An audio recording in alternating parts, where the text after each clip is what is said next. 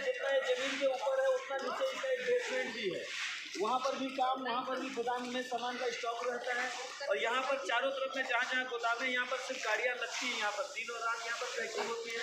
आप देख रहे हैं राजस्थान की बड़ी ट्रक है, ये इस प्रकार के लगभग सैकड़ों ट्रक पैक होते हैं सब सप्ताह भर के भीतर में और अलग अलग स्टेटों में चले जाते हैं। और स्टेट डिपो में जाने के बाद वो आपके पिकअप सेंटर और वंडर वर्ल्ड में सप्लाई के रूप में चला जाता है।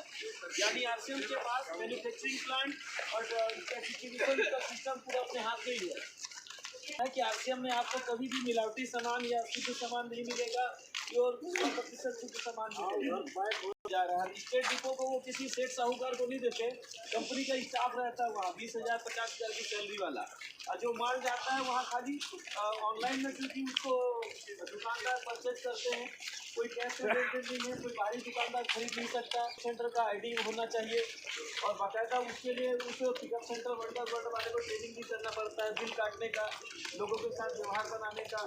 क्योंकि क्या है कि इसके हम लोग 45% के पार्टनर हैं और हम लोग बहुत सारा चीज़ लोगों को कन्वेंस करके दुकान तक लेके जाते हैं, लेकिन कभी कभी दुकानदार के मिसबिहेवियर की वजह से हमारा साथी नाराज़ हो सकता है, तो होती रहती है। ये क्या चीज़ है मैं आप लोगों को बता रहा हूँ, क्योंकि पहले जब हम लोग आते थे, हाँ पूरा भाई जाइए, मशीन को देख रहे हैं ना, तो उस प्रकार से आप लोग यहाँ पर यहाँ तक आगे देख सकते हैं। देखिए ये इधर जरूर हो, ठीक, बाकी मैं उधर दिखा के आप लोगों को बताऊंगा। यहाँ लास्ट तक आ जाइए, अंत तक आ जाइए, पूरा एक लाइन बना लीजिए आप लोग यहाँ तक में। वीडियो को पुश करके रखिएगा, जब बता दिखाने के लिए पूरा इसका एक डेमोन्स्ट्रेशन का ये बोर्ड लगा हुआ है।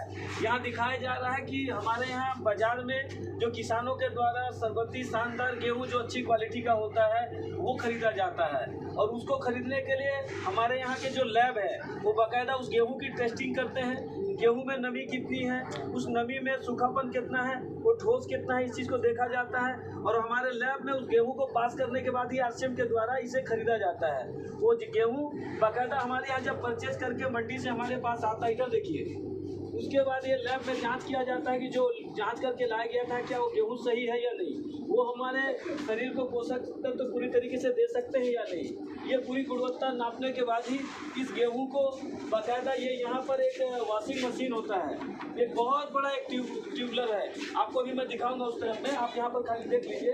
क्योंकि इसे ले जाके यह ज़मीन में यहाँ इकट्ठा कर देते हैं, ये एयर वैक्यूम के जरिए खींच कर ये यहाँ पर एक कंटेनर में डालता है और ये यहाँ पर धोने का प्रोसेस करता है। उसके बाद ये गेहूँ को यहाँ से निकाल कर ले जाया जाता है और इसको एक controlled moisture and temperature machine में डाला जाता है। ये क्या होता है कि गेहूं को कोई इंसान लेके नहीं जाता, वैक्यूम के द्वारा खींचा जाता है, इस मशीन में आता है। उसके बाद इसमें एयर प्रेशर दिया जाता है और इसकी नमी को यहाँ पर से खींचा जाता है, यानी धूप में नहीं सुखाया जाता, हवा से ही सुखा दिया जाता है। इसको धूप में सूखने के बाद क्या रहता है कि समय भी लग सकता है और उसमें फिर से अशुद्धि आ सकती है, तो इसको मशीन में एक फ्रेश एयर दे के ही इसको सुखा दिया जाता है, इसके और नमी को पूरी तरीके से खींच लिया जाता है। इसके बाद आता है प्रोसेस गेहूं को पीसने का। गेहूं को पीसने के लिए उसी मशीन में से, ऑटोमेटिक मशीन से आप देख रहे हैं गेहूं किस प्रकार से मशीन में चली जाती है। एक भी लेबर ऊपर, सिर्फ लेबर यहाँ पर पैक किए हुए सामानों को बोरों में सिलने के लिए और बाहर लोडिंग के लिए लगा हुआ है। वो गेहूं को कोई भी हाथ नहीं लगा रहा है वहाँ पर। हम लोग पिछली बार गए थे तो देखे हैं। और ये इस प्रकार से यहाँ पर आ जाता है और ये ग्राइंडिंग मशीन है। और ग्राइंडिंग मशीन में क्या होता है कि जब ये ग्राइंडिंग मशीन में यहाँ पर आता है तो इस ग्राइंडिंग मशीन में गेहूं में जैसे जो कंकड़ पत्थर होते हैं, इसके डंठल होते हैं, इसमें कोई भुनाया हुआ गेहूं रहता है, उसको मशीन अलग कर देता है, पत्तों को भी अलग कर देता है। और जो प्योर गेहूं पूरी आकार का रहता है उसको बस पीसने के लिए आगे की ओर भेज देता है। नॉर्मल बाजार में आप देखेंगे कि कोई भी गेहूँ की पिसाई की जाती है तो गेहूं के साथ उसके डंठल, पत्ती, कंकड़, उसमें भुनाए हुए गेहूं सब कुछ को पीस दिया जाता है। और नतीजे में जब आप उस गेहूं को पीस के जब आटा खाएंगे तो जब वो रोटी को ठंडा होने के बाद खाएंगे तो मीठापन नहीं रहता है, जबकि इस आटे को जो पीसा जाता है ये ठंडा रोटी भी खाएंगे तो मीठाता है। इसके बाद इसको पीसने के बाद मशीन में साफ करने के बाद इसको पैकिंग करने के लिए ले जाया जाता है और पैकिंग करने के बाद इस आटे को ठंडा किया जाता है ताकि इसमें जो पौष्टिकता है वो बाकायदा बरकरार रहे। और खाली यहाँ पर पैक करने के लिए नहीं ले जाया जाता है, उसके बाद एक मैग्नेटिक रोलर मशीन में चला जाता है ये। और मैग्नेटिक रोलर मशीन में जाने के बाद क्या होता है कि आप लोग देखेंगे जनरली जितने गेहूं पीसने का पाटा होता है, चक्की होता है, उसमें 2 पत्थरों का पाट होता है, उसमें से पीसा जाता है और उसके बाद वो गेहूं अक्सर हमारे छोलों में आ जाता है, घर में आ जाता है।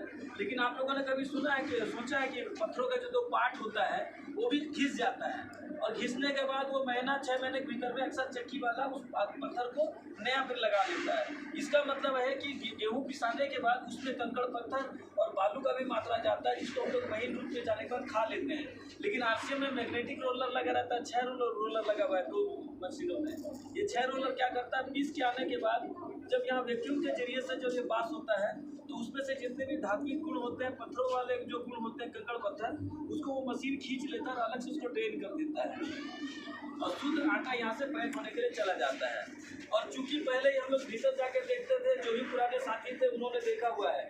आज क्यों पैक किया गया मैं आप लोग को बता रहा हूँ, क्योंकि आटा हमारा खाने पीने का शुद्ध सामान है। पहले हम लोग आते थे, जूता चप्पल के साथ चले जाते थे, लोग वहाँ हाथ झाड़ते थे, कुछ भी खाते पीते रहते थे, तो वो खाने पीने के सामानों में शुद्धता की जो श्रेणी था वो घट जाता था। इसलिए इसको पूरी तरीके से पैक कर दिया गया है। नहीं तो वहाँ पर हम लोग भीतर चढ़ के ऊपर की मशीनों में जाके देख चुके हैं कि किस प्रकार से पहले प्रबंधन रहता था। तो कभी कभी हम लोग को भी बुरा लगता था कि जूता चप्पल पहन के कैसे हम लोग भीतर आ गए। खाने पीने का सामान है और धन्यवाद टीसी छाबड़ा जी का कि शुद्धता का उन्होंने पूरी तरीके से ख्याल रखा और इस प्रकार से ये सामान हमारे यहाँ तक पिसके जाता है। अगर आप लोगों ने अगर इसको पूरी तरीके से अगर देखना है, सीखना है, लोगों को बताना है, तो आप लोग यूट्यूब में जाके आरसीएम चक्की फ्रेश आटा का एक सर्च कर लीजिएगा। उसमें पूरी कार्य पद्धति को दिया हुआ है कि किस प्रकार से गेहूँ डल रहा है, पिस रहा है, साफ हो रहा है, मैग्नेटिक रोलर में जा रहा है। अगर आप ठीक बता पाएंगे, ठीक दिखा पाएंगे, तो लोग इसकी शुद्धता को समझेंगे और अच्छी और गुणवत्तापूर्ण जो इसका आटा है इसको खाएंगे और आपके टीम में बिजनेस बन जाएगा। जय आरसीएम।